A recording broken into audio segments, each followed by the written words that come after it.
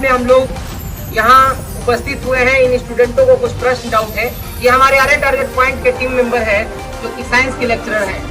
इन बच्चों को कुछ प्रश्न में डाउट है। मैं इस माध्यम से, इस वीडियो के माध्यम से मैं आप लोगों को दिखाना चाहता हूँ कि हमारे बच्चों को क्या डाउट है, और इस वीडियो से आप लोगों को भी सीख मिलेगी कि हमारे ये आर्य टारगेट पॉइंट के team member mister Sajid sir ने किस तरीके से इस विज्ञान की कोर्स समझाया है। आप इस वीडियो में बने रहें। आपका क्वेश्चन क्या था? मानव फेफड़े के बारे में इस स्टूडेंट ने आपसे क्वेश्चन किया कि मानव फेफड़ा किस तरीके से कार्य करता है और मानव फेफड़ा में कितने भाग होते हैं। मानव फेफड़ा सबसे पहले बताऊं कि ये मानव शरीर का सबसे महत्वपूर्ण श्वसन अंग है। इसी की वजह से हम लोग सांस ले पाते हैं। एक मानव फेफड़ा दो भाग में होता है, एक दाहिना फेफड़ा और एक बायां फेफड़ा, है ना। मानव जो फेफड़ा है, मानव फेफड़े ऊपर से तो बहुत कोमल होता है और ऊपर से चिकना होता है, लेकिन अगर उसको अंदर से काटा जाएगा तो अंदर से मधुमक्खी के छत्ते का छेदा छेदा होता है। ठीक, जो छेदा होता है उसका नाम होता है वायु कोश। क्या होता है? वायु कोश।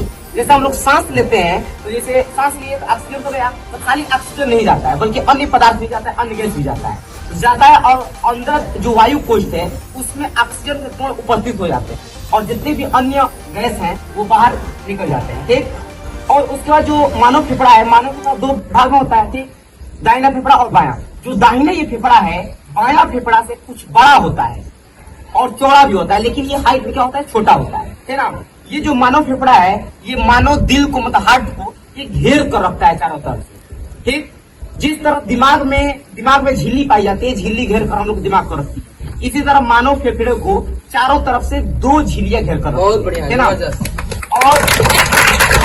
दो झिल्ली एक फिर से जो मानव फेफड़ा है, मानव फेफड़ा में एक नली आती है जिसे प्राथमिक नली कहा जाता है। वो प्राथमिक नली आकर और मानव फेफड़ा में एंट्री करती है। ठीक, जहां पे एंट्री करती है उस बिंदु को नाभिका कहा जाता है। क्या कहा जाता है? नाभिका।